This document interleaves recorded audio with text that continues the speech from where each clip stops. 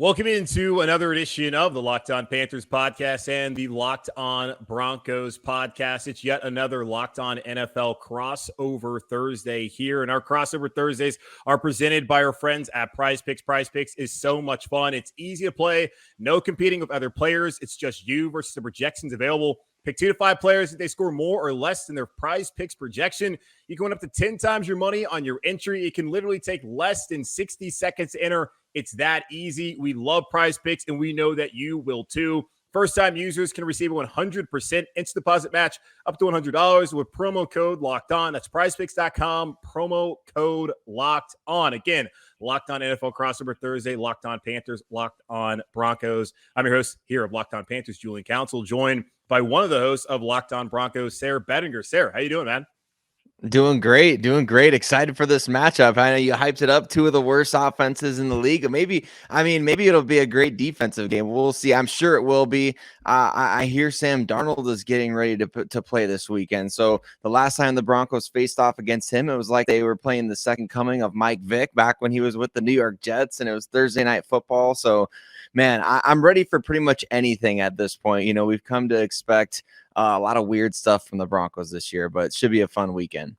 Yeah, hyped is not the word I'm going to use for this matchup on Sunday. I'm at the point where it's not just get me to the bye, it's get me to the end of this season so the Carolina Panthers can find a new head coach and a new quarterback, as it has not gone as planned for the former head coach, Matt Rule, who's been doing the media rounds this week, talking about why things didn't work out in Carolina. One of those things is you brought in Sam Darnold, and he was just as bad as he was in New York. And, of course, Baker Mayfield did not work out here in Carolina as well. So looking at this matchup, heading into it, what's the biggest storyline for the Denver Broncos as they travel to Carolina? Oh, man, it's going to be, I feel like a broken record with this one, but I mean, maybe for the listeners of Locked On Panthers will be interested to know, we're kind of all just waiting to see, like, when are we going to start to see positive returns on the Russell Wilson investment? Because really, over the course of the offseason, everybody's hype and excitement just climbed daily. When, you know, you bring a guy like Russell Wilson in after having Paxton Lynch and Drew Lock and Brandon Allen and all these different guys. Bring a guy like Russell Wilson and everybody's buying the jerseys. They're selling out online. You know, you're getting ready for the season. Everybody's excited. And then now you're dead last in the NFL in scoring. The passing game, there's been 1 touchdown pass thrown in Denver this season, and it's just been really bad. So the biggest storyline is, I mean, can Russell Wilson finally figure it out? It's going to be week 2 running Klint Kubiak's version of calling plays for this offense after Nathaniel Hackett gave that up, which that's a whole nother crazy thing going on. I know Matt Rule is already out in Carolina. Nathaniel Hackett could be the next guy, but it's just right now, Russell Wilson, the biggest storyline, everything in Denver revolves around him figuring things out and looking like the guy that they traded for. Yeah, well, Russell's obviously not going anywhere when he's under contract until 2025, correct? So you mentioned it there, Nathaniel Hackett. Could he be the next fired coach? Do you think that he's likely out the door there in Denver? I think by the time the season is over, for sure. And if the losing continues, I think that could be one of those situations. I think there's not been that many coaches in their first year on the job fired in their first year, but he could join that short list. I mean, the new ownership group in Denver, like they just paid how many billions for the team, 4.65 billion or something like that. And it's just, they're sitting there on the sidelines and in their booths every single weekend, watching this team, listening to the fans boo their team off the field at home. And it's just tough. So you got to imagine that if there's options out there that George Paton, the general manager in Denver, likes, or that he's kind of already got a short list made, you could definitely see that happening before the end of the season. But I think for sure at the end of the season, barring the team like winning 7 straight games or something like that, I think by the time the season is over, I think he will be one and done. Yeah, I was wondering too, when coaches were interviewing for that job, knowing the team was up for sale, if that was a job that coaches wanted to take. I understand the allure of the Denver Broncos, and of course, when Russell Wilson got there, that's a coach, that's a player rather you want to be able to coach, and that's a franchise you want to be at. But you know who's going to own the team. You don't know who your boss is going to be, and it seems like for Nathaniel Hackett, it's not going to work out. Now, of course, if he was winning games, then we probably wouldn't be having this conversation right now. Right. As far as the top storyline here in Carolina, you talked about it. Sam Darnold going to get the start for the Carolina Panthers on Sunday against the Broncos. Steve Wilks, interim head coach, told us on Monday that he wouldn't know until Wednesday, but he came out on Tuesday and said, yeah, it's going to be Sam Darnold. It's not all that surprising. Baker Mayfield has not been good in his 6 starts this season, had another start on Sunday against the Ravens in that 13-3 loss, 2 more interceptions in that game. Baker hasn't been accurate. The offense has been one of the worst in the league, and he just has not been able to move the football down the field. Has not been the player that the Panthers hoped that he could be when he got here and he won the job over Sam Darnold. So it's time to move on. The Panthers don't benefit by playing Baker Mayfield the rest of the way, considering that if he plays 70% of the snaps, that conditional 5th-round pick in 2024 becomes a 4th-round pick. Will that 4th-round pick really amount to? Not quite sure, but no reason for us to find out by getting rid of it by still playing Baker Mayfield here. PJ Walker had taken over and been the starter when Baker went down with an ankle injury. PJ has his own ankle injury at this point in time, but also hasn't really shown that he's going to be the future here in Carolina long term. So why not see what Sam Darnold can do? Ian Rappaport of NFL Network reported when Sam Darnold came off of IR after he also had an ankle injury. 3 guys on this roster, all of high ankle sprains, all suffered at Bank of America Stadium. So beware, Russell Wilson, don't let your ankle be next. But now trying to see what Sam Darnold can provide for the Carolina Panthers, potentially as a backup. I don't think he has a future ever as a starter for the Panthers or anyone in the league. So seeing what he can do on Sunday and over the course of the next 6 games, that will be the key storyline for the Carolina Panthers, as there's not much else to really watch with this team the rest of the way other than, hey, where are they at as far as draft position and which quarterback might they be able to take come April in the NFL draft. Yeah, and that's one of the interesting things to me. It's like there's all these building blocks for Carolina defensively, right? So I guess what are your building blocks offensively right now? Is there, other than Ekwonu, the new left tackle, the new offensive lineman they just picked up this year, obviously DJ Moore, that situation's got kind of sticky. Where are those building blocks for Carolina as you kind of look forward to the future here?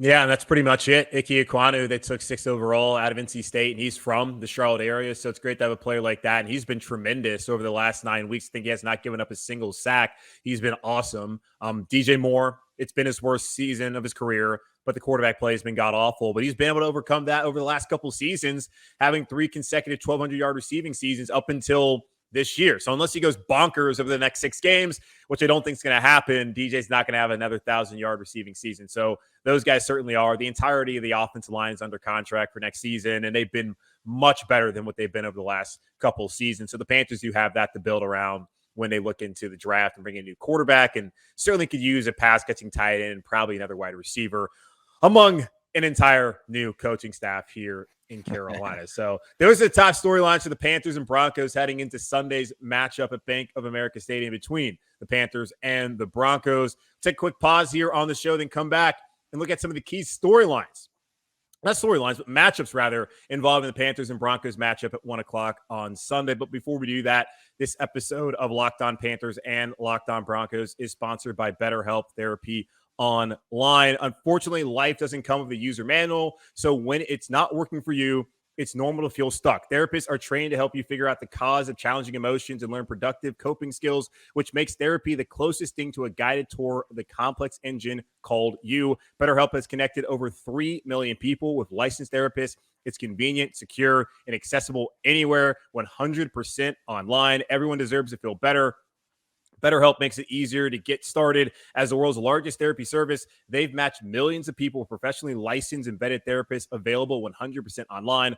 All the benefits of in-person therapy, plus it's more convenient, more accessible, and more affordable. Just fill out a brief questionnaire to match with a therapist. If things aren't clicking, it's okay. You can easily switch to a new therapist anytime. It couldn't be simpler. No waiting rooms, no traffic, no endless searching for the right therapist. Get unstuck with BetterHelp. Learn more and save 10% off your first month at betterhelp.com/lockedon. That's BetterHelp, HELP.com/lockedon.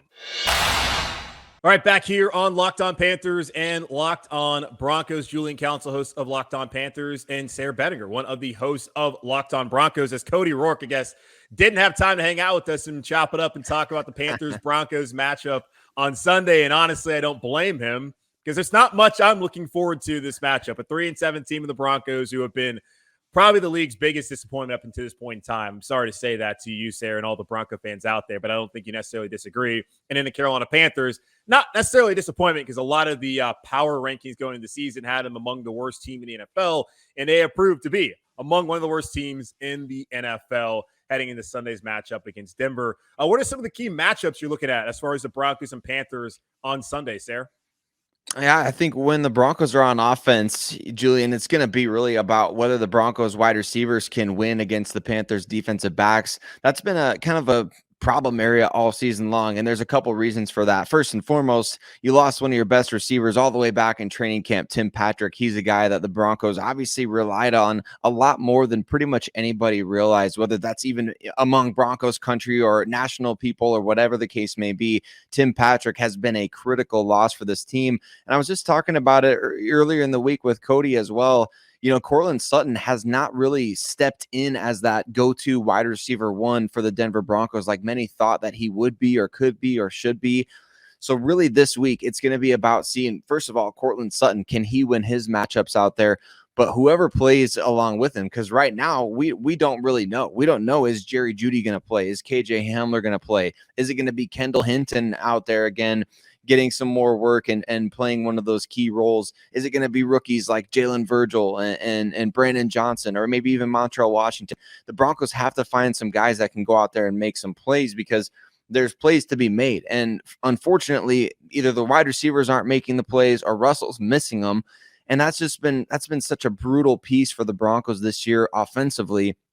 They're just not connected. They're not in sync. They don't have that chemistry yet for whatever reason. So I guess everything, it's new, but a lot of times we see, new quarterbacks, new receivers come into certain situations like Tyreek Hill and the Miami Dolphins. That seems to be going pretty well. So, but not every situation is the same. We get it. Defensively, it's going to be all about the Broncos winning in the pass rush department off the edge. I think that's been my favorite, matchup to watch all season long in terms of who is going to be out there. How is defensive coordinator Ejiro Evero going to match these guys up? This past week against the Raiders, we saw a lot of Nick Bonito and Baron Browning on the same side, or, just different things like that. And that is so fascinating to me because this team finds ways to rush the quarterback in a variety of different ways. They may bring Josie Jewell and Alex Singleton on blitzes, but really winning off the edge. When the Broncos are doing that consistently, they seem to be dominant defensively. So that's going to be what I'm looking for in this game. Can they be dominant off the edge and win, again, those one-on-one matchups in the pass rush department? Yeah, you bring up the struggles at wide receiver. I know the focus has been on Nathaniel Hackett and Russell Wilson. I mean, how big of a role have they played in this offense's inefficiency so far this season, you think?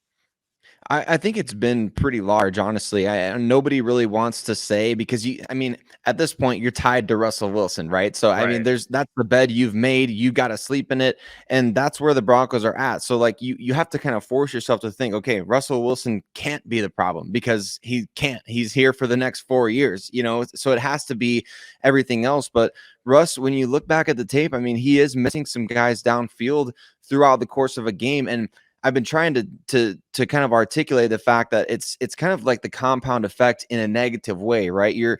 Russell Wilson will complete a pass on first down for 6 or 7 yards, and then all of a sudden you have a block in the back like we saw last week from Courtland Sutton, or you'll have a false start, or you'll have a holding penalty. Now all of a sudden you're back behind the sticks again, and he's having to make these tougher downfield throws, and he's either not seeing them, defenses are pinning their ears back. So I think there's a lot of different factors that go into this, but as we saw this past weekend, Klint Kubiak taking over the play calling, I just felt like Russ looked a lot more comfortable. He looked a lot more like himself, so to speak, going back to what we knew him as when he was with the Seattle Seahawks, just kind of playing a little bit more loose out there, doing a little bit more off script, which is ironically, we had not seen a lot of that early on in his time with the Broncos. Not that he has to go out there and play backyard football all the time, but just way less off script. It kind of felt like he was forcing, the square peg into the round hole analogy type of thing, and it wasn't working. So I think it's a combination, but I think it's mostly at this point a group effort. If that's, I don't know if that's a cop-out answer, but I don't think Russ is the one to blame. I don't think it's just Hackett. I don't think it's just the receivers. I think it's not just the offensive line. It's just everybody is not on the same page. But I do think that starts with your head coach, Nathaniel Hackett. Yeah, and here in Carolina, it sounds similar in the way of, I don't think the expectation of quarterback obviously is as high. Well, I know definitely was not as high as it was for Russell in Denver, but it's been an all-around organizational failure offensively that's led to them being one of the worst offenses. I know that right now the Broncos are last in the league in scoring offense, and the Carolina Panthers aren't that much above them at averaging 18 points a game. I think 25th in the league right now. But as far as the matchup I'm looking at, I want to see what Sam Darnold can do against this defense, which I saw is the number 3 scoring defense, number 3 total defense, and the number 1 red zone defense. And the Panthers aren't great red zone offense-wise. They're not great scoring the football. They're just not great overall as an offense. But we have asked ourselves here in Carolina, if Sam Darnold played behind a good offensive line, what could he do? Because he's 6'3", he's got a good arm. He seems like he has all the tools that you want from a quarterback in this league. There's a reason why he was drafted number 3 overall out of USC by the Jets. There's a reason why the Panthers gave up the 2nd, 4th, and 6th round picks in 2021 to bring him over here from New York. There's a reason why he's getting the nod on Sunday and why there's a thought that, hey, there could still be a future here in Carolina for Sam. Maybe not as a starter, but as a backup, and who knows what the future holds if he stays on this roster long term. So I want to see what Sam can do against the Broncos defense that has been really good this season. And if he can be able to stabilize this offense that has been terrible. Like PJ Walker was much better than Baker, but certainly, as we saw, there's limitations with PJ. He can be fun to watch, but he also can put the football in harm's way. And Sam Darnold has done that more than anyone else since he entered the league back in 2018, including Baker Mayfield, who's drafted 2 spots ahead of him by the Cleveland Browns. So really the matchup we're looking at is Sam Darnold, and I'm really rooting for the guy because I was someone who hated the Carolina Panthers trading for him because I saw how bad he was in New York, and you look at the history of the league, guys who are that bad in their first 3 years just do not magically turn things around and to become a competent quarterback. He wasn't competent last year, but especially don't become an above average and an excellent starting quarterback in this league. So my hope is for Sam that he actually can go out there, play well against what should be a very tough test in those Denver Broncos on Sunday. And that is going to be really interesting to see because he's played pretty dang good against the Broncos. I don't know exactly off the top of my head how many times he's played against them. And I know all of those games were with the New York Jets, but he pretty typically always made a lot of plays against the Broncos. And that was, I mean, in 2020, that was against Vic Fangio's defense. And so, I mean, he's been out there. He can do things with his legs. And I remember, I mean, Broncos had a top 5 pick when he was coming out. So like we all watched Sam Darnold every week coming out of USC thinking that if he lasts a 5, like he could, that's kind of like John Elway's, typical guy back at the time. So he was a guy that I think a lot of people, even when the Jets were trading him, a lot of Broncos fans still were in love with Sam Darnold and his, playmaking abilities, kind of just like when he was coming out of USC, kind of reminded me of Jameis Winston in the fact of like, you see all these great flashes, and things that he can do. And then all of a sudden he's fumbling the ball 3 times or throwing 4 interceptions in a game. And it's like, is that really a top 5 draft pick? I don't know. It'll be fascinating to see because I know another guy that, struggled early on in his career with the New York Jets, Geno Smith. He's having a ton of success now. So not common to see that kind of turnaround, but I guess you never know in today's NFL. That's got to be pretty humbling to say, right? Seeing how Geno is playing better than the guy you guys gave up all those picks. That's tough, man. Brutal. I got a good friend who's a Broncos fan. He's not in a good place. I'll just leave it at that. Neither are these teams at this point in time. And we'll take another quick pause here, and we'll come back and we'll continue to break down the matchup, maybe give our predictions, look at what the line is. And the best place to go check out all of the lines is over at BetOnline, where I believe this opened at 2.5 in the Broncos' favor. BetOnline.net is your number 1 source for sports betting info this season. They also have stats, news, and analysis. Get the latest odds and trends for every professional and amateur league out there, from football to basketball to soccer. The World Cup going on in Qatar. I don't know if you watched the game on Monday, Sayre, but the U.S. men's national team needed to get all 3 of those points. Should have taken care of business. Did not do that. That's okay. Let's go beat England on Sunday, or on Friday, rather. They also have esports. They got you all covered at betonline.net. And if you love sports podcasts like ours, you can find those as well at BetOnline. They're the fastest and easiest way to get your betting fix. Head to the website today or use your mobile device to learn more. BetOnline, where the game starts. This episode of Locked On Panthers and Locked On Broncos is also brought to you by SimpliSafe. If you've thought about securing your home with home security but have been putting it off, you'll want to listen up right now. Locked On Panthers and Locked On Broncos listeners can order the number 1 rated SimpliSafe home security system for 50% off. This is their biggest offer of the year. You won't want to miss it. SimpliSafe was named the best home security system of 2022 by U.S. News and World Report, a 3rd year in a row. In an emergency, 24/7 professional monitoring agents use Fast Protect technology exclusively from SimpliSafe to capture critical evidence and verify the threat is real so you can get priority police response. SimpliSafe is home security with advanced systems for every room, window, and door. AC security cameras for inside and outside of your home, smarter ways to detect motion that alert you only when a threat is real, and even hazard sensors that detect fires, floods, and other threats to your home. Don't miss your chance to save big on the only security system that I, Julian Council, and I'm going to speak for you too, Sayre, recommend. Get 50% off any new SimpliSafe system at simplisafe.com/lockedonnfl. This is their biggest discount of the year, so don't wait. At simplisafe.com/lockedonnfl. There's no safe like SimpliSafe. Wrapping things up by kind of giving our predictions if you are feeling bold enough to do that. I don't ever really love getting to this point in time because I don't want to be on record of feeling a certain way about a team, and especially in a matchup like this where bad offense for the Broncos, bad offense for the Panthers, good defense for the Broncos. Can be a good defense for the Panthers, but sometimes have their issues. Certainly were terrific against Lamar Jackson and the Ravens on Sunday. So it's bad versus good on both sides. Not quite sure who I'm favoring. BetOnline did favor the Broncos as it opened up at 2.5 points as they were the favorites heading into Bank of America Stadium on Sunday. I don't know how you're feeling about this, Sayre, but as you just heard, I'm not feeling too confident either way. I mean, I don't feel confident whatsoever. I'm making predictions as tough as it is. It's like, well, what do we say? Do we say it's going to be like a 3-point game like they're saying there? And that's kind of what the 2.5, that always indicates to me that the bettors, they don't necessarily really even care about the game. They're just like, just a coin flip of these two teams, one way or the other. But I feel like, as far as predictions, like the Broncos, they've really got no choice at this point. I don't know what's going to happen in this game. They've been pretty consistent about this season at times, scoring 16 points. That seems to be like their twilight zone number scoring wise. So I don't know what the deal is with that. They've scored 16 points, I think, in like 5 or 6 games, which is super weird.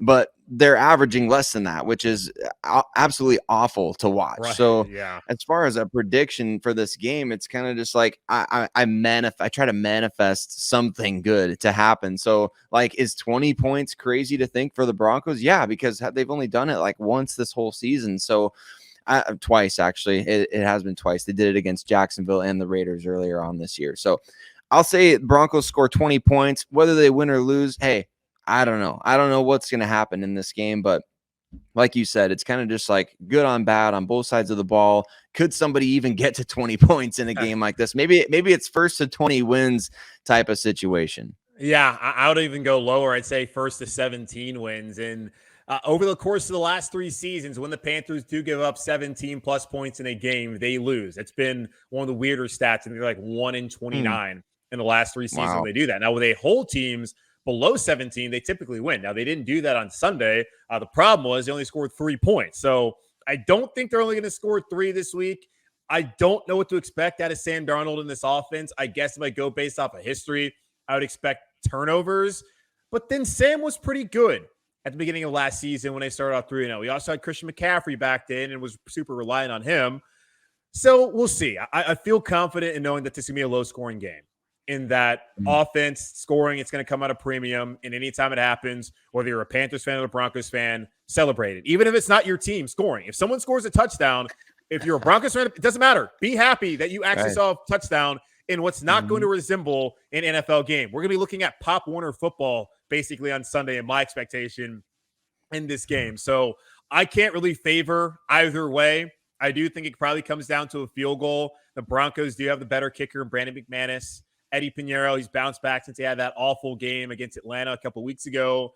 I guess if there's any sort of way to lean, it would be Broncos because they do have the better quarterback in Russell Wilson, even though he's looked pretty washed up this year. But I'm still going to kind of be like, I don't really know. I just expect it to be a pretty brutal game to watch overall. Now, for Carolina moving forward, it would be interesting to watch what happens with Sam Darnold and whether he can prove himself to be someone worth bringing back next year. I don't know, either as competition or just probably more so as a backup. What would you be looking at rest of the way here for Denver, win or lose with this team? Like, we talk about the offense not being great. We talk about the status of Nathaniel Hackett. I mean, what are you kind of watching as at 3-7? it's going to be a tough sell for this team to get to the playoffs unless they finish out, winning every game, getting 10-7 or 9-8. Yeah, I mean, when Cody and I were talking about this early on in the week, I kind of jokingly said, it's evaluation season and the E is like a number 3. Like, who's going to be the people that you want to keep around with Russell Wilson going forward? Is it going to be Klint Kubiak calling plays? Is it going to be Kendall Hinton at receiver? Like, you've got something good in Greg Dulcich at tight end, but what about Cortland Sutton? Like, is he even a long-term piece after signing a long-term contract last year? Jerry Jeudy, same question for him. He's only got 1 year plus the option left on his deal after this year, and he's been injured. Running back position, Latavius Murray, he's not a long-term player for anybody. He's 32 going on 33. So it's really just about which guys fit the best with Russell Wilson, especially I think, and maybe more specifically in the passing game at receiver, at tight end. Who does he build chemistry with? Who does he look comfortable with? Right now, I would say Kendall Hinton is that guy to watch. He's been kind of building up some really, really good tape these last couple weeks, doing some nice things. He had a couple missed opportunities against the Raiders, but I think that's the main thing, is evaluating who's going to stick around with Russ, because we know Russell's sticking around. And Nathaniel Hackett, I would say he's got one foot out the door. The rest of the offensive coaching staff, not so sure. Probably the same, other than Klint Kubiak, who was brought in by general manager George Payton, familiarity in Minnesota there. So it's going to be interesting to see, but I think it all revolves around number 3. Yeah, and at least you have the benefit of knowing who your quarterback's going to be. Now, you're, of course, hoping that you can get the Russell that you thought you were trading for at maybe the next 7 games or sometime next year. But, of course, the sooner the better for the Broncos, and the Panthers would love to know who they're going to have at quarterback. But obviously, they're also in the evaluation stage, and Sam Darnold is a part of that. I don't think he's going to be here to start next season, but maybe he could be a backup. I think he does add value. He's a former top 3 pick. So is Baker. I just don't think the whole Baker thing's going to work. And Sam's been here long enough under this general manager, Scott Fitter, who's in his 2nd season. And Scott looks like he's going to retain his job, and he'll be able to be in the meeting room with David Tepper, the owner here, and find that next head coach. But Sam, I think, could be someone who could sit back here, be a veteran, who started, who knows what it's like to struggle as a rookie, and really, as a starting quarterback in this league, and maybe can give some guidance and some wisdom. So again, my hope is that he plays well over the course of the next 6 games. And Steve Wilks is the interim head coach here. He would still love to get a job and be the head coach. And Matt Rule apparently was on Good Morning Football on Tuesday morning saying that Steve Wilks deserves an opportunity. Which, sure, he deserves one more than Matt Rule did, considering he actually had an NFL background. But we'll see how that works out. Wilks is a Charlotte guy. He got a raw deal in Arizona, didn't have a great situation there. Hasn't been a great situation here in Carolina since he's taken over for Rule over the course of the last 6 weeks. So we'll see what happens with him moving forward. If this team can play well defensively like they've had, if maybe the offense can just look average of Sam Darnold, it's possible. In a bad NFC South, they can still be in a conversation with 2 divisional games left against Atlanta and New Orleans against New Orleans and Tampa in the last 2 weeks. But it's also far more likely that they're going to be looking for a new quarterback. So also, who out there might be worth keeping around here in Carolina, as both the Broncos and the Panthers are in evaluation mode, which is never where you want to be come December and the holidays there in the NFL season. We're used to it, and you guys have become used to it too. Like, since 2015, when y'all beat us in the Super Bowl, it's been downhill for both organizations. Can't find a quarterback, can't figure anything out. The defensively been fine, but damn, dude, it sucks to see. But hey, that's where we're at, and hopefully we get an enjoyable game on Sunday. I don't know. But, right. It's tough times. It is, but they make us stronger. When we say keep pounding, I don't know what y'all say. I guess let's ride. Let's ride. Oh, that's the worst. That's the worst. But Sayre, enjoyed it. All the listeners out there, follow Locked On Panthers and Locked On Broncos wherever you listen to your podcast. Rate, review, subscribe there. You can also check us out on our Locked On Panthers and our Locked On Broncos YouTube channels. Check out every single episode there. I go live after the games. Not sure what y'all do, but I'm sure you guys put out a ton of great content there on Locked On Broncos with Sayre and with Cody, who is not nice enough to join us today. Everyone, enjoy your Thanksgiving. Be safe out there. Be happy. Tell your loved ones that you love them. And please, for the love of God, come Friday, don't be out there at a Best Buy fighting someone for a 70-inch screen. You don't need that. Let's not get too caught up in the material things. Tell everybody you love them. And also prepare yourself for what could be a rough game on Sunday. So for Sayre Bedinger, I'm Julian Council. This has been yet another Locked On NFL crossover episode brought to you by our friends over at PrizePicks for Locked On Panthers and Locked On Broncos. Enjoy your holiday. We'll talk to you when we talk to you.